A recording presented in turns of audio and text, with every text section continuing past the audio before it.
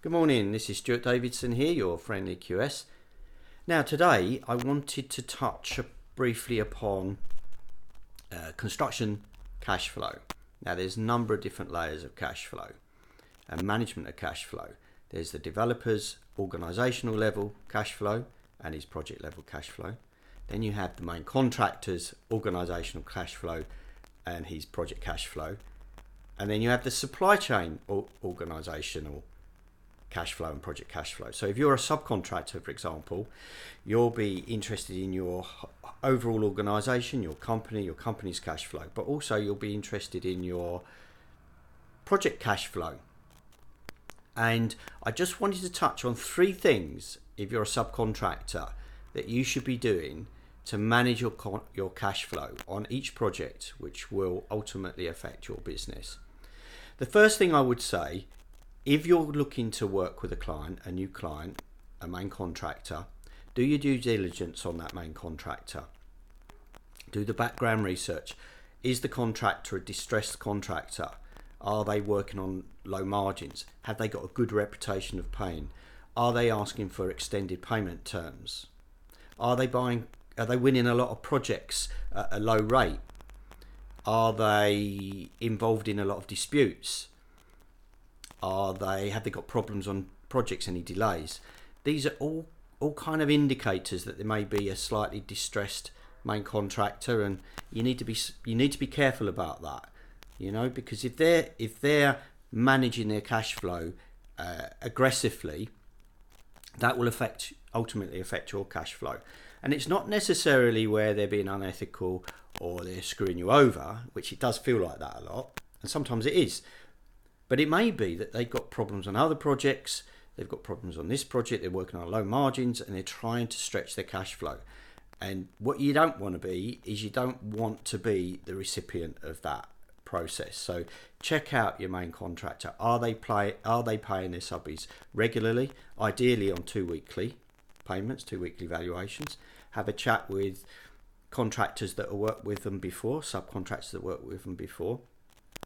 Do your due diligence, and only then, if you're happy with that, you're happy that this is a good contractor, their cash flow is secure, and they're not a distressed contractor or working on too lower margins.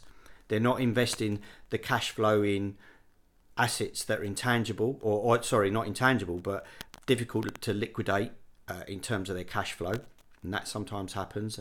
A main contractor sees the money coming in, they think this is great, we've got a lot of money coming in, we'll invest it in some property, we'll invest it into non-liquid assets, and then if there's a problem on a number or a project or a number of projects, they're finding that difficult then to liquidate their cash flow on a particular project.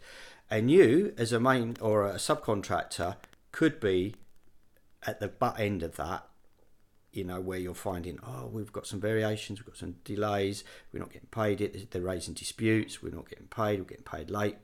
So due diligence is something that is really, really important for you to do.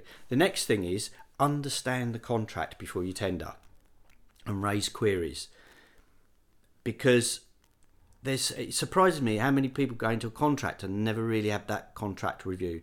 Understand what the payment terms are. Understand what you're allowed to claim variations on. Find out if there's any unfair contract terms in there. If it's too risky and the risk profile is too high for you, that if something did go wrong, that could end your business or it could affect your cash flow. I think the way to start looking at it is, will that affect my cash flow? Will that cause a payment to be late? If that situation occurs and I've got guys on site and I have to pay them every week, how quickly will that cash flow problem accumulate for me? So look at the contract terms within the contract. Look at the site logistics as well. Very important. Is it an easy site?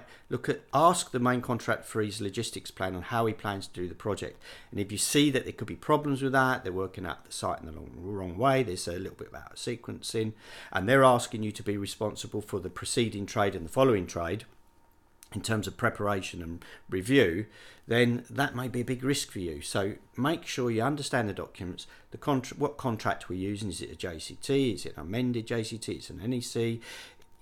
They all have various different ways in which you can manage your cash flow within those contracts. So I'd say understand that fully. Then if you get over that stage and you've been appointed, from day one, record keeping.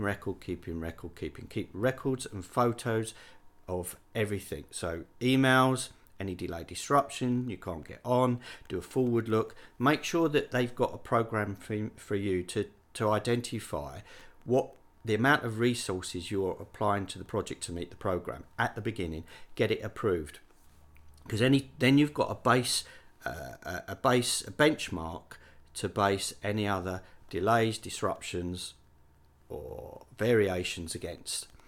So there's three key tips for managing your cash flow within a project. So the first thing is do due diligence on your main contractor. Make sure that he's going to be a good fit for you. 2, make sure you understand the contract and the contract terms and whether there's any risks in there for you for your cash flow. And if you are on a project, make sure that you are keeping records daily. So if a dispute does arise, and a main contractor may raise a dispute or dispute something you're applying for, particularly if he's managing his cash flow himself, then keep records each day carefully and submit those records on a weekly basis. So there are my 3 tips for today for managing cash flow. There's many more ways in which you can cash flow your business, and I'll be covering those in other videos. So thanks for watching. This is Stuart Davison, your friendly QS, signing off. Cheers.